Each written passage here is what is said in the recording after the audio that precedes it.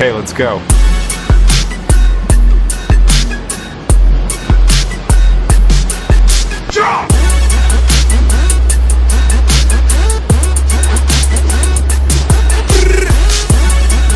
Okay, let's go.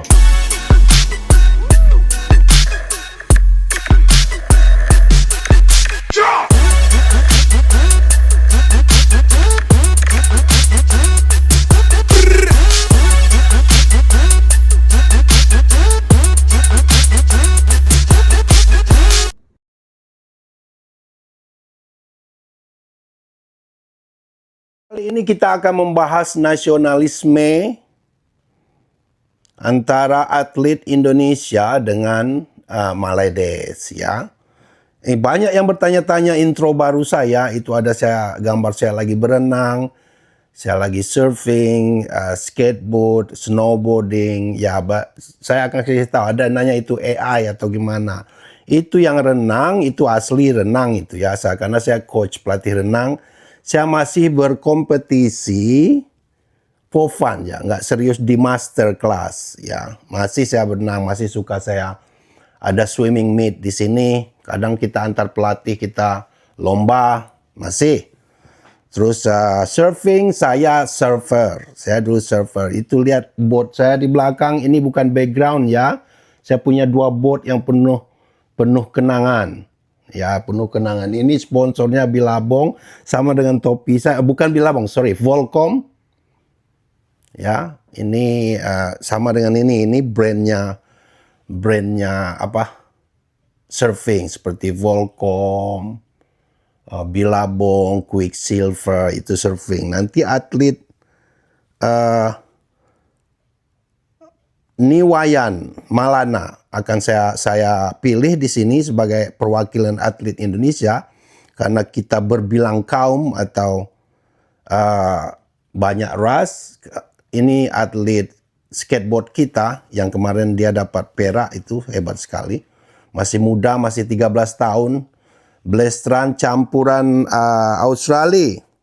Yang akan saya menarik menurut saya ini, dia kalau nggak jadi skateboard ditanya dia akan menjadi surfer. Itu nggak heran saya kalau dia hidup di Bali. Memang itulah olahraga kita anak-anak muda di Bali ya. Waktu saya tinggal di Bali. Jadi saya punya 2 board penuh kenangan. Ini bukan background ya, ini satu. Ada ini ya. Ini surfing board saya. Ya, di belakang ini masih ada waxingnya ini. Ini biar kita jangan jangan terpleset waktu kita ride the board. Jadi kalau yang nanya itu, enggak, saya memang surfing, saya surfer dulu ya. Dipoles sedikit, yes, itu dipoles dengan aplikasi bantuan AI. Tapi kalau yang renang itu asli, nggak dipoles-poles lagi ya. Di intronya yang banyak sekali bertanya, itu jawabannya. Ya, kita lihat dulu ke nasionalismean 2 negara ini ya. Saya ambil dari Indonesia lah, Niwayan Maulana di momen-momen formal interview setelah dia dapat medali. Lihat bagaimana dia berbahasa. Dia berbahasa Indonesia dengan baik dan benar. Ya, jadi kalau klaim Malaysia mengaku pengguna bahasa Melayu 307 juta, something like that, ya, itu sangat berlebihan. Terus kalau mereka bermimpi bahasa Melayu itu jadi bahasa ASEAN, nanti lihat sendiri. Karena apa? Karena bangsa dia yang sendiri yang terdiri dari 3 suku, Cina, Melayu, dan India, mereka menggunakan bahasa masing-masing. Yang paling parah itu orang Melayu, malah orang Melayu yang seharusnya berbahasa Melayu, bangga dengan bahasa Melayu. Mereka sibuk protes-protes orang Cina dan India nggak bahasa Melayu. Mereka sendiri juga bercampur-campur bahasa Inggris. Jadi sebelum kita lanjutkan, lihat dulu si Niwayan ya. Ini representasi karena saya pilih karena dia blestran atlet surfing. Satu hal yang bikin kamu nggak nyerah sampai hari ini adalah ya orang tua, bisa keluarga. Kalau ada satu pesan buat skateboarder muda Indonesia, pesan kamu apa? Kalian tetap semangat dan kalau kalian kerja keras, kalian pasti bisa dapat. Itu sering coach aku bilang ke aku, kamu kerja keras, pasti bisa dapat. Ya. Selesaikan kalimat ini. Trik yang paling bikin jantungan itu namanya kickflip backflip. Lagu yang paling sering diputar sebelum tanding adalah lagu Attached by Tensi and Swising and Anangga. Kalau papan skateboard bisa ngomong ke kamu, dia bakal bilang, kamu keren. Momen paling deg-degan sebelum dapat medali itu waktu last trick. Kalau lagi capek latihan, yang bikin semangat lagi adalah dengerin lagu. Kalau bukan atlet skateboard, kemungkinan besar sekarang aku jadi atlet surfing. Satu hal yang bikin kamu nggak nyerah sampai hari ini adalah ya orang tua, bisa keluarga. Kalau ada satu pesan buat skateboarder muda Indonesia, pesan kamu apa? Kalian tetap semangat dan kalau kalian kerja keras, kalian pasti bisa dapat.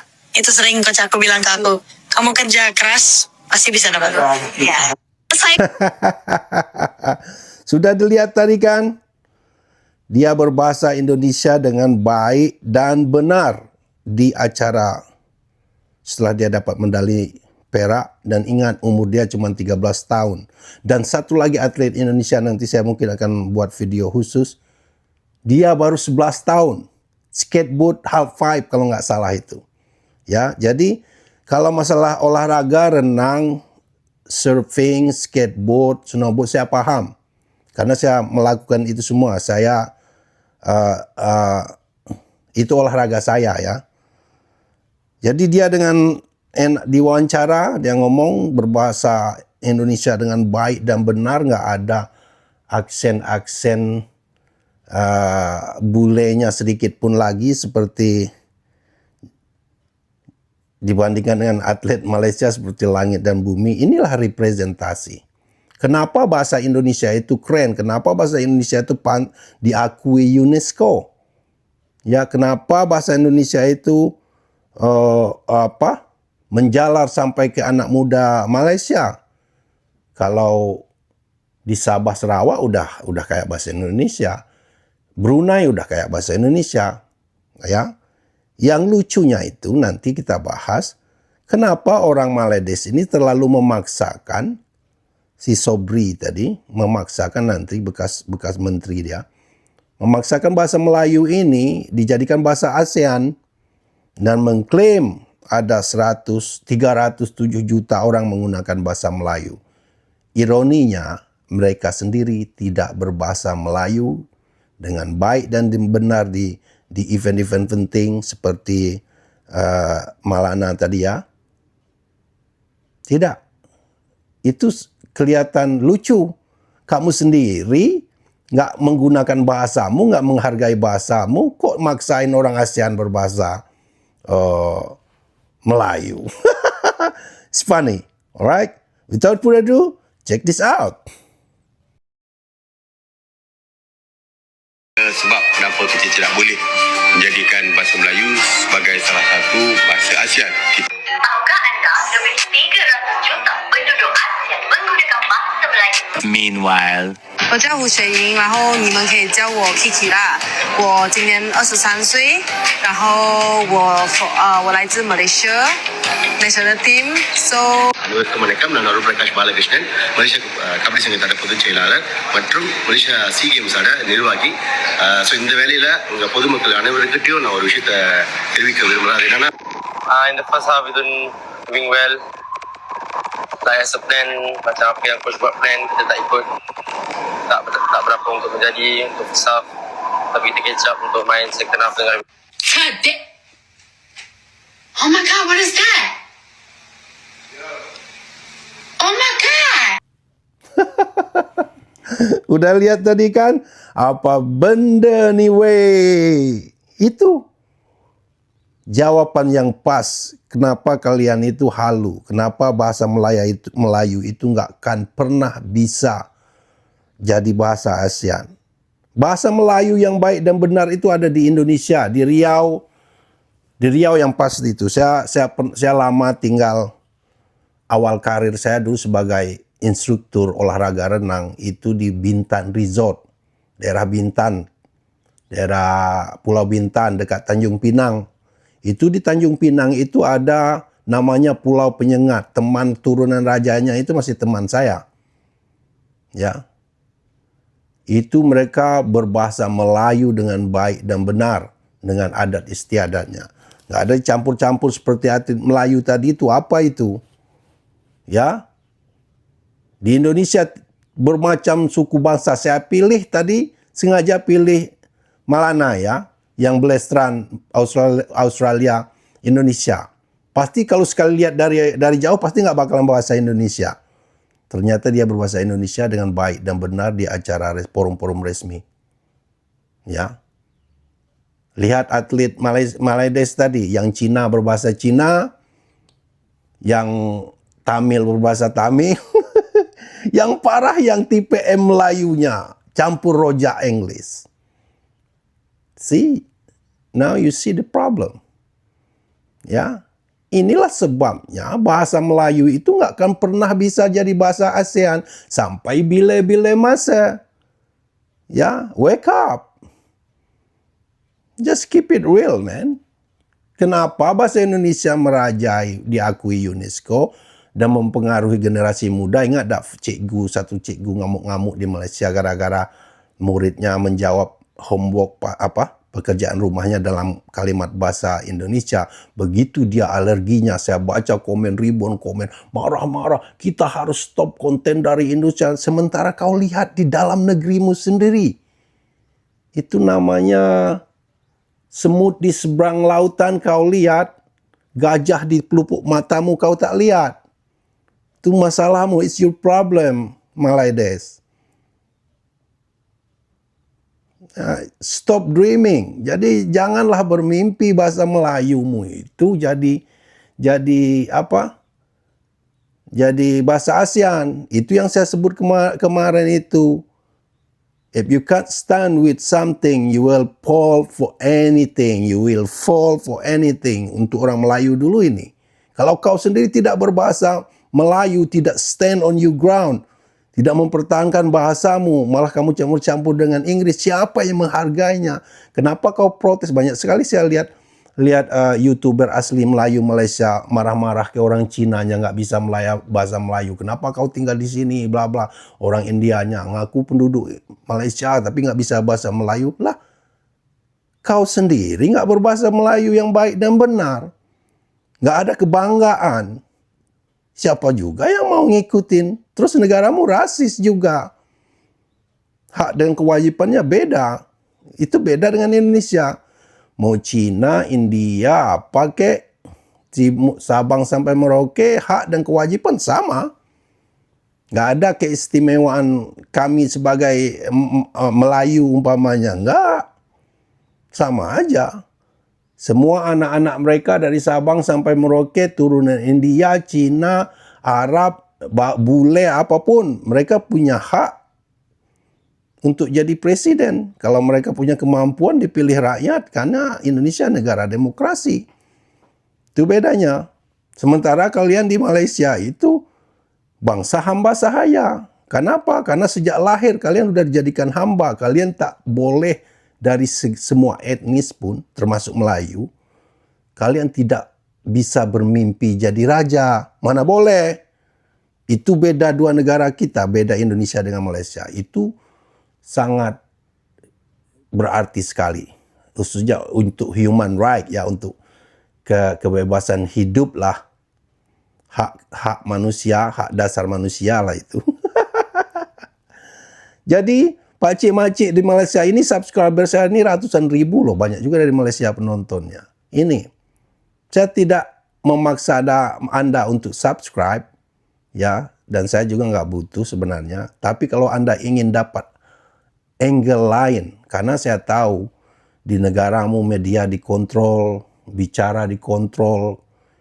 Ya, salah sikit kemarin itu ada yang protes TMJ lewat Twitter, Facebook.